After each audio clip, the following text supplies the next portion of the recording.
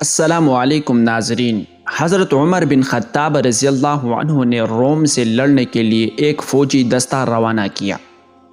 اس دستے میں ایک نوجوان صحابی عبداللہ بن حذافہ بن قیس السہمی رضی اللہ عنہ بھی تھے۔ مسلمانوں اور قیصر کی فوج کے درمیان لڑائی نے طول پکڑ لی۔ قیصر مسلمانوں کی بہادر اور ثابت قدمی پر حیران ہوا اور حکم دیا کہ مسلمانوں کا کوئی جنگی قیدی ہو تو حاضر کیا جائے۔ عبداللہ بن حذافہ کو گھسیٹ کر حاضر کیا گیا، جن کے ہاتھوں اور پاؤں میں ہتھکڑیاں تھیں۔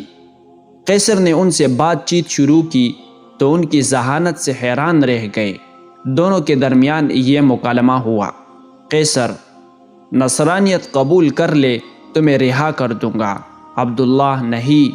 قیصر: نصرانیت قبول کر لے، آدھی سلطنت تمہیں دے دوں گا۔ عبداللہ: نہیں۔ قیصر: نصرانیت قبول کر لے، آدھی سلطنت دوں گا اور تمہیں حکمرانی میں شریک کروں گا۔ عبداللہ: نہیں۔ اللہ کی قسم، اگر تم مجھے اپنی پوری مملکت، اپنے آباء و اجداد کی مملکت، عرب اور عجم کی حکومتیں بھی دے دے، میں پلک چپکنے کے لیے بھی اپنے دین سے منہ نہیں موڑوں گا۔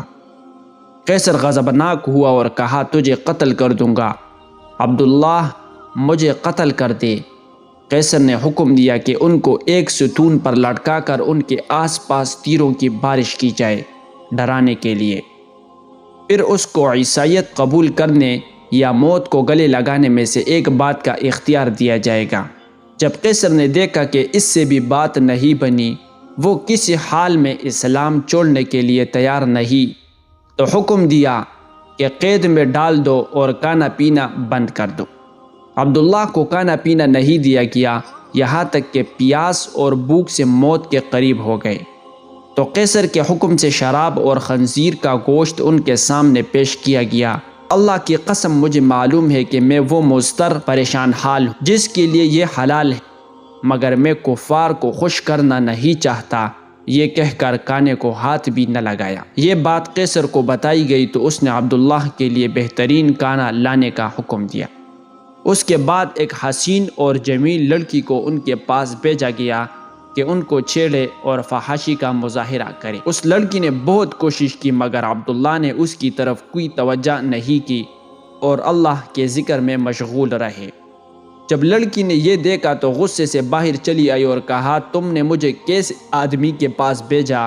میں سمجھ نہ سکی کہ وہ انسان ہے یا پتھر۔ اللہ کی قسم، اس کو یہ بھی معلوم نہیں ہوا کہ میں مذکر ہوں یا مؤنث۔ جب قیصر کا ہر حربہ ناکام ہوا اور وہ عبداللہ کے بارے میں مایوس ہوا تو ایک پیتل کی دیگ منگوائی اور اس میں تیل ڈال کر خوب گرم کیا اور عبداللہ کو اس دیگ کے سامنے لایا، اور ایک اور مسلمان قیدی کو زنجیروں سے باندھ کر لایا گیا اور ان کو اٹھا کر اس ابلتے تیل میں ڈالا گیا، جن کی ایک چیخ نکلی اور دیکھتے ہی دیکھتے ان کی ہڈیاں الگ ہو گئی اور تیل کے اوپر تیرنے لگی۔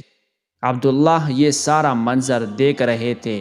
اب ایک بار پھر قیصر عبداللہ کی طرف متوجہ ہوا اور نصرانیت قبول کرنے اور اسلام چھوڑنے کی پیشکش کر، مگر عبداللہ نے انکار کر دیا۔ قیصر غصے سے پاگل ہونے لگا اور حکم دیا کہ یہ دیگ میں موجود تیل اٹھا کر عبداللہ کے سر پر ڈال دی جائے۔ جب قیصر کے کارندوں نے دیگ کھینچ کر عبداللہ کے قریب کیا اور اس کے تپش کو محسوس کیا تو عبداللہ رونے لگے۔ آپ کی ان خوش نصیب آنکھوں سے آنسو ٹپکنے لگے، جن آنکھوں نے رسول اللہ صلی اللہ علیہ وسلم کا چہرہ انور دیکھا تھا۔ یہ دیکھ کر قیصر خوشی سے جھومنے لگا اور کہا: عیسائی بن جاؤ، معاف کر دوں گا۔ عبداللہ نے کہا: نہیں۔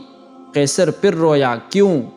عبداللہ: اللہ کی قسم، میں اس لیے رو رہا ہوں کہ میری ایک ہی جان ہے جو اس دیگ میں ڈالی جائے گی۔ میری یہ تمنا ہے کہ میرے سر کے بالوں کے برابر جان ہو اور وہ ایک ایک کر کے اللہ کی راہ میں نکلے۔ یہ سن کر قیصر نے مایوسی کے عالم میں عبداللہ سے کہا: کیا یہ ممکن ہے کہ تم میرے سر کو بوسہ دو اور میں تمہیں رہا کروں؟ عبداللہ: اگر میرے ساتھ تمام مسلمان قیدیوں کو رہا کرتے ہو تو میں تیرے سر کو بوسہ دینے کے لیے تیار ہوں۔ قیصر: ٹھیک ہے۔ عبداللہ نے اپنے ساتھ دوسرے مسلمانوں کو رہا کرنے کے لیے اس کافر کے سر کو بوسہ دیا اور سارے مسلمان رہا کیے گئے۔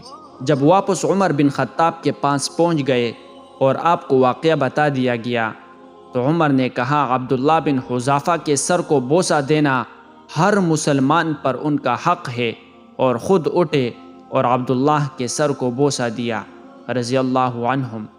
کیسی سیرت تھی صحابہ کی، کیسے قربانیاں تھی ان کی، اللہ اکبر۔ ویڈیو پسند آئی ہو تو صدقہ جاریہ سمجھ کے آگے شیئر کرے اور ہمارے حوصلہ افزائی کے لیے ایک لائک ضرور